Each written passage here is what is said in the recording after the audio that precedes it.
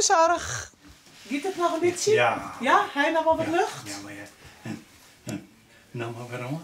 Ja. Ik maak me er dan zorgen over dat mensen met een zware zorgvraag net meer de zorg en de aandacht krijgen. Dat ze eenzaam worden, dat ze hun net meer redden kennen en dat ze verpieteren thuis. En dan is al het worden echt net meer leuk. Het aanroende hier is er flink bezuinigen op het thuiszorg. Dan ga ik weer verder. Ja, je moet er Ja? naar door. Ik moet nog even naar de volgende. Ja. Wiels er minder yield is, komen er aan de andere kant heel iets meer cliënten. Want ouderen moeten zo lang als mogelijk thuis wijnen bloeien. En dat betekent het werkje.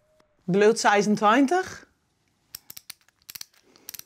Ulkje klagend net, het koe ik wel wat minder. Maar nou is de grens bereikt. Wat mooi. Het beste. Ja, doeg. We hebben het laatste jaar al zo efficiënt werken. Minder op kantoor. We zijn minder aan het vergaderen. Er zijn dus al managers uit, ondersteunende diensten eruit. Wij zetten het maximaal al in. En als ze dan voor 2000 zegt dat ik nog eens een keer beknibbelen willen, dan komt dat net goed in mijn beleving. Goedemorgen. Vaak gaat het om 100 miljoen keer.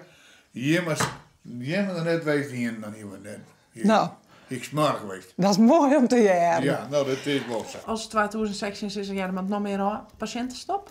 Nou, dan kan ik de kwaliteit net meer waarborgen met mijn team, wat wij graag willen. En dan zal het een cliëntenstap. Nou, daar moet ik net aan denken, want dat is een ramp. Ik had er mee maken. Toen werd ik 1 oktober het jild op. En toen moesten wij voor alle mensen die net zonder hulp konden, maar een plan schreeuwen.